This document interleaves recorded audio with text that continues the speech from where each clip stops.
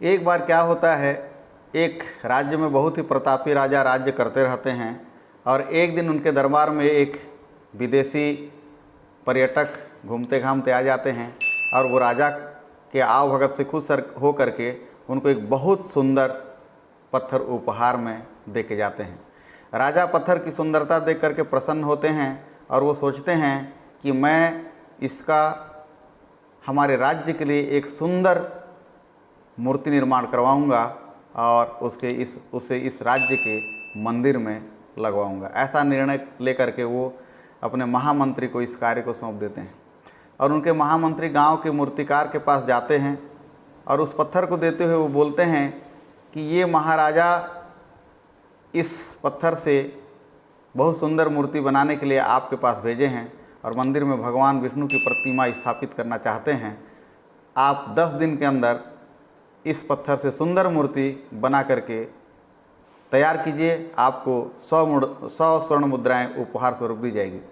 100 स्वर्ण मुद्रा की बात सुन करके मूर्तिकार बहुत खुश हो गया और महामंत्री के जाने के बाद प्रतिमा का निर्माण कार्य प्रारंभ करने के लिए वो अपने हथौड़े से बार बार उस पत्थर पर चोट मारने लगे, लेकिन कई बार वार करने के बाद भी वो पत्थर जस के तस रहा, थोड़ा सा भी नहीं टूटा। 50 बार प्रयास करने के बाद मूर्तिकार ने अंतिम बार प्रयास करने के उद्देश्य से हथौड़ा उठाया भी, किंतु ये सोचकर कि इतने ज़्यादा प्रहार करने के बाद भी जब ये पत्थर नहीं टूटा तो अब ज़्यादा प्रयास करना कोई मतलब का नहीं है, ऐसा सोच करके वो अपना काम बंद कर देता है और वह पत्थर को लेकर के महामंत्री के पास जाता है और बोलता है कि इस पत्थर को तोड़ना नामुमकिन है, इसलिए इसे भगवान की प्रतिमा मैं नहीं बना सकती। महामंत्री को राजा का आदेश था कि हर स्थिति में इस काम को पूर्ण करना है, इसलिए उसने भगवान विष्णु की प्रतिमा बनाने के कार्य गांव के एक साधारण मूर्तिकार के पास जाकर के देते हैं और पत्थर लेकर मूर्तिकार ने महामंत्री के सामने ही उस पर हथौड़े से प्रहार किया और वह पत्थर एक बार में ही टूट गया। पत्थर टूटने के बाद मूर्तिकार प्रतिमा बनाने में जुट गया। इधर महामंत्री सोचने लगा कि काश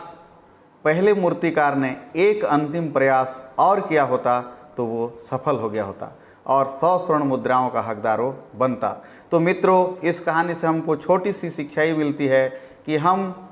अपने जीवन में ऐसी परिस्थितियों के कारण